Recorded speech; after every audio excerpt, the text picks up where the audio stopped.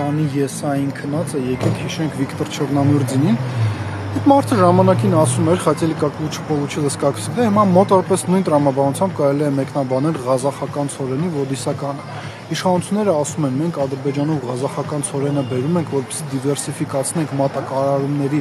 շուկաները, ինչպես նաև այլընտրանքային երթուղիներ ապահովենք Հայաստան սննդամթերք բերելու հարցում, որպեսզի պարենային անվտանգությունը ապահովենք։ Վերջում ինչ ստացվեց։ Ռուսական ցորենը շատ ավելի շուտ հասավ, որովհետև ռուսները ակնհայտորեն ավելի շուտ անվտանգային երաշխիքներ ստացան Ադրբեջանից, իրենք կարողացան շատ ավելի շուտ լուծել նաև ապահովագրության հետ կապված խնդիր, իսկ այսպիսի բեռները միշտ ապահովագրվում, ինչպես նաև այնպիսի ցորեն ստացանք, որը մենք կարող ենք առօրյայում օգտագործել։ Գալիս է ղազախական ցորենը եւ պարզվում է, որ այն ոչ միայն ավելի ուշ է եկել, քան ռուսականը, այլ նաեւ այն, որ դա 4-րդ կարգի է։ Ընկերներ, դուք ձեր սննդամթերքում դժվար թե օգտագործեք 4-րդ կարգի ցորեն։ Ընդհանրապես պետք չէր հանձնել Արցախը, որպեսզի պարենային անվտանգության հարցը այսքան սուր դրվեր, բայց ունենք այն, ինչ ունենք։ Ավելին, եթե 2022 թվականների պայմանավորվածությունները շարունակեին կյանքի կոչվել Հայաստանի, Ռուսաստանի եւ Ադրբեջանի միջև, այս երթուղին շատ ավելի շուտ կգործեր։ Ավելին, մենք ոչ միայն Արցախը կունենայինք, այլ նաև